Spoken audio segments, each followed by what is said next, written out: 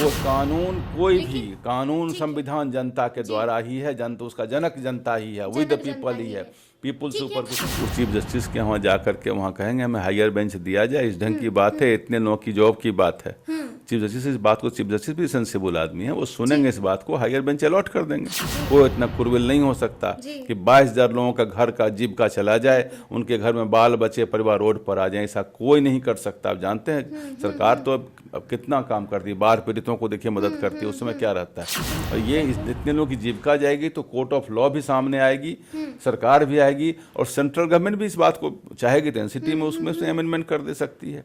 नमस्कार, हमारा नाम है समरीन और आपने देखना शुरू कर दिया है लाइव सिटीज। देखिए, बीएड शिक्षकों को बड़ा झटका लग गया है। आपको मालूम है कि पटना हाई कोर्ट के फैसले के बाद खतरे की तलवार 22,000 बीएड शिक्षकों की नौकरी पर लटक रही है।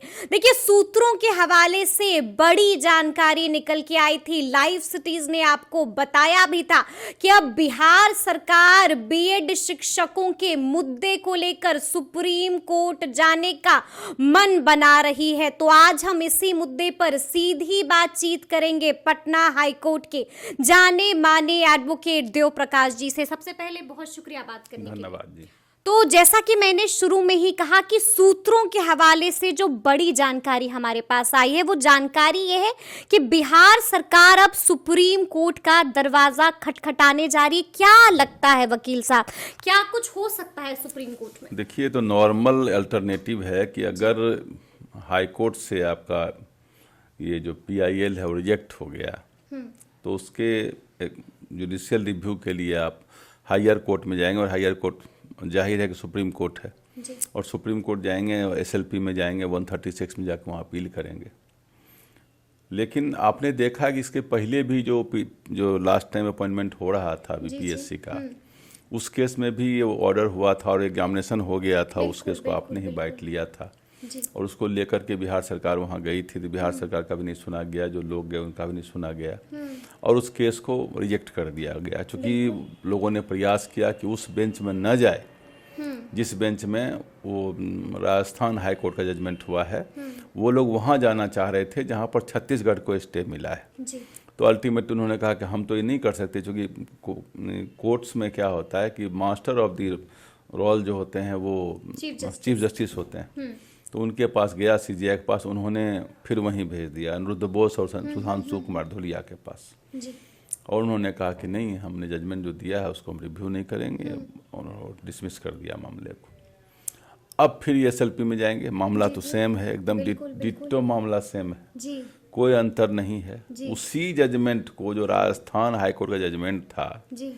जो 25/11/2021 का जजमेंट केस मामला था, उसी को कन्फर्म किया है राजस्थान हाईकोर्ट ने और उसके अगेंस्ट में वो देवेश शर्मा गए थे आपको वहाँ सुप्रीम कोर्ट और सुप्रीम कोर्ट ने उसको कन्फर्म कर दिया कि नहीं साहब, ये एनसीटी द्वारा गलत हुआ है।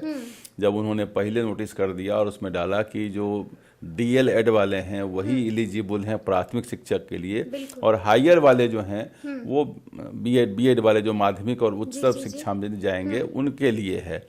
तो चूंकि उनकी जो पेडागोगी है, जो पढ़ाने के तौर तरीके हैं वो अलग हैं, उसी ग्राउंड पर किया गया था, इसलिए कहा कि हाँ उन्होंने गलत किया और उनका जो 28/6/2018 का जो नोटिफिकेशन था उसको कैंसिल कर दिया गया, क्वैश कर दिया गया।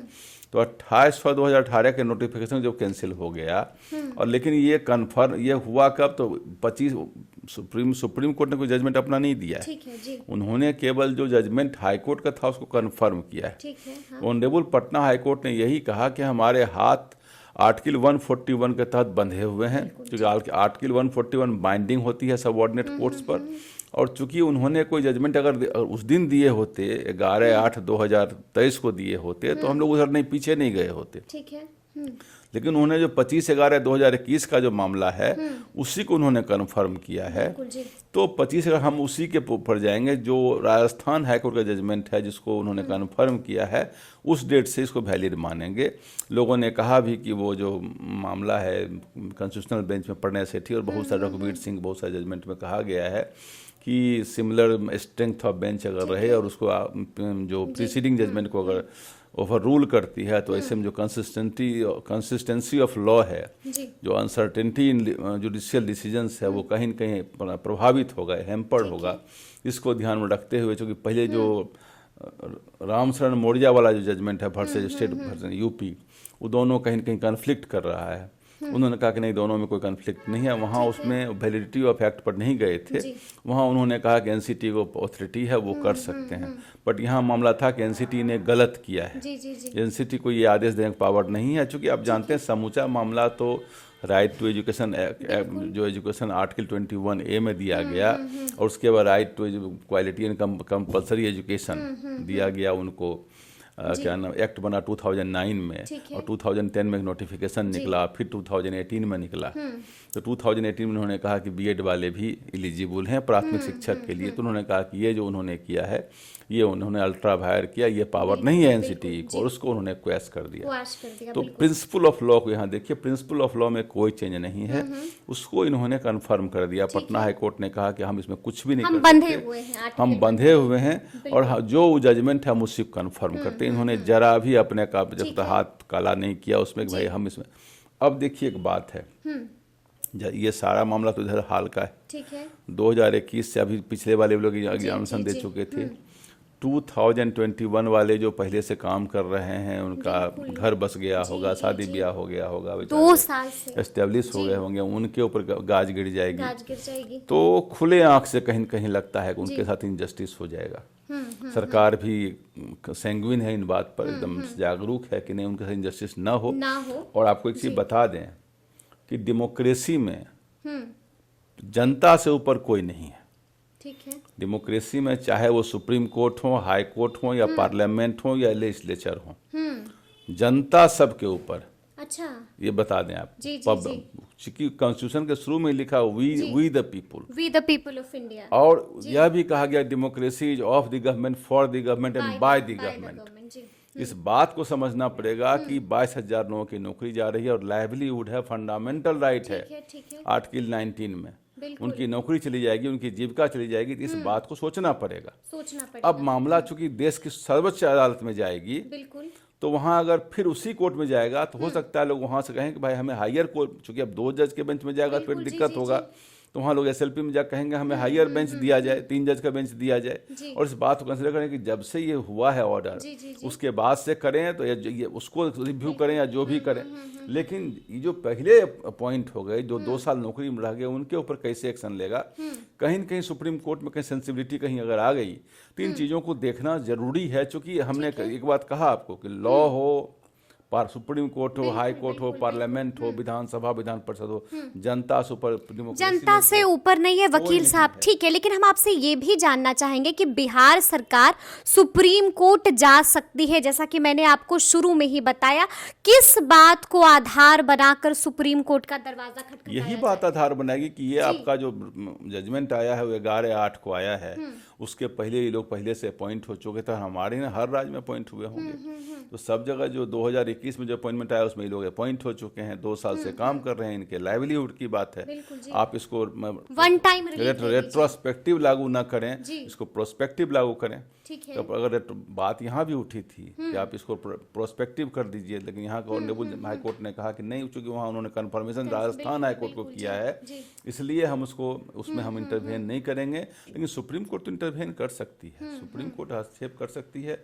लोग हायर बेंच के लिए वहाँ प्रे करें कि हायर बेंच हमें दिया जाए। और इतने लोगों की लाइवलीहुड की बात है, कहीं न कहीं अगर कुछ बदलेगा तो वहाँ कुछ हो सकता है, सुनवाई उसमें हो जाए। एक दूसरा अल्टरनेटिव भी मैंने पिछले बार बाइट में बताया था कि मात्र 22,000 शिक्षक की बात है, लाखों में बहालियाँ हो रही हैं, और बहालियाँ होनी भी वाली हैं। तो जब अभी तो कितने बिहार के कॉरपोरेशन कई बार वो एब्रोगेट हो गए, कैंसिल हो गए, बिहार बाजार समिति चला गया, लेकिन कोई आदमी अनएम्प्लॉयड नहीं हुआ है। जितने भी छोटे मोटे कॉरपोरेशन जितने गए, सबके एम्प्लॉय को कहीं न कहीं अब्जॉर्ब कर लिया गया है। तो ये 22,000 शिक्षक को बिहार सरकार, हमने उस दिन भी कहा कि माता पिता की भूमिका में पेरेंट्स पैट्री लॉ में वर्ड आता है, सरकार को माए बाप कहा गया है। तो सरकार एसएलपी में जाएगी तो हो सकता है वहाँ से रास्ता मिल जाए। रास्ता अगर न भी मिलेगा तो भी सरकार अगर संगीन है तो रास्ता तब भी मिलेगा। इनकी नौकरी बचनी ही बचनी है किसी न किसी प्रकार से। इनकी नौकरी जानी सबसे बड़ा समझिए ये बादल फटने वाली बात हो जाएगी। बादल फटने वाली बात हो जाएगी। ये एकदम जिसको कहा जाएगा जलजला आ जाने वाली बात है। ये नहीं होना चाहिए। कानून कोई भी कानून संविधान जनता के द्वारा ही है। जनता उसका जनक जनता ही है, विद द पीपल ही है।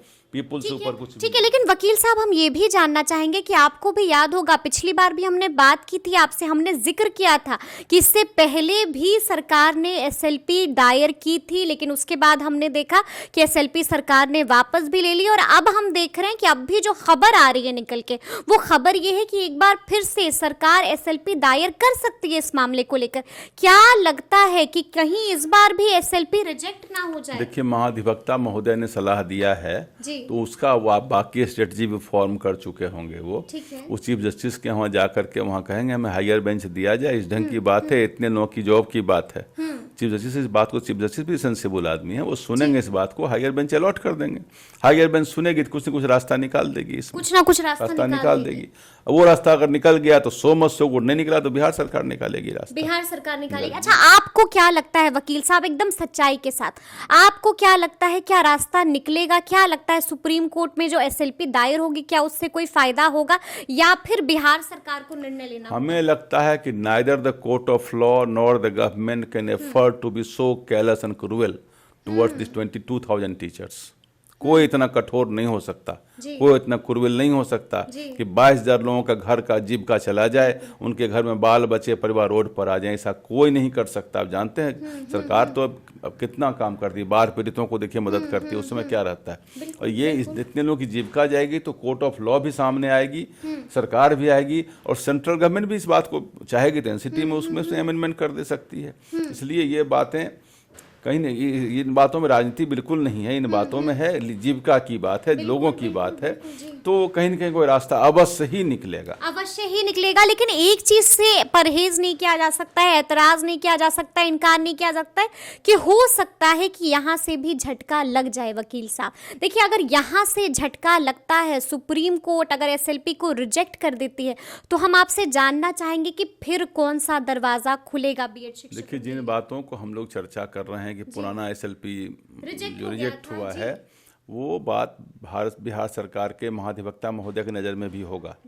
उन बातों को सोच के नए स्ट्रेटजी सुझा रहे होंगे। नया स्ट्रेटजी यही है कि हायर बेंच के लिए प्रेयर डालेंगे चीफ जस्टिस के यहाँ। ये लोग हायर बेंच अलॉट होगा, इन लोगों को अलॉट होगा, वहाँ कंसीडर होगा। सेम बेंच में जा रहा तो वहाँ रिव्यू करेंगे नहीं। जब सेम बेंच में वहाँ दे देंगे, सेम बेंच में जाएगा तो सेम बेंच में जाएगा तो वहाँ से कुछ नहीं होगा। झटका लग जाएगा, हायर बेंच 22,000 की नौकरी चली जाएगी।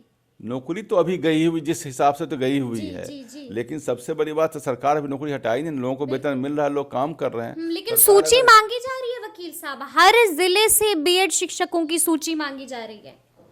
मांगी जा रही, लेकिन मैं बार बार कह रहा हूँ सरकार नहीं कर सकती है इस काम को। इतने लोगों की जीविका नहीं जाएगी, जीविका जाएगी तो हाहाकार मच जाएगा। वैसा काम सरकार नहीं कर सकती। सरकार of the people, for the people, by the people की गवर्नमेंट है। कॉन्स्टिट्यूशन भी उसी का है, इसलिए उनसे ऊपर कोई नहीं है, आम जनता के ऊपर कोई नहीं। We all are for them. बिल्कुल बिल्कुल। तो मतलब आप कह रहे हैं कि कहीं ना कहीं रास्ता जरूर अवश्य निकलेगा, अवश्य निकलेगा। डिसीजन नहीं हो सकता, नहीं हो सकता है। तो सुना आपने क्या कुछ कहा है वकील साहब ने। देखिए, साफ साफ कह दिया है कि government of the people, for the people and by the people है। साफ कहा है कि जरूर अवश्य रास्ता निकलेगा। तो अब देखना होगा कि आगे क्या कुछ होता है। लेकिन इस तरह के तमाम अपडेट्स के लिए ऐसे ही हमारे साथ बने रहिएगा और देखते रहिएगा लाइव सिटीज। बहुत शुक्रिया।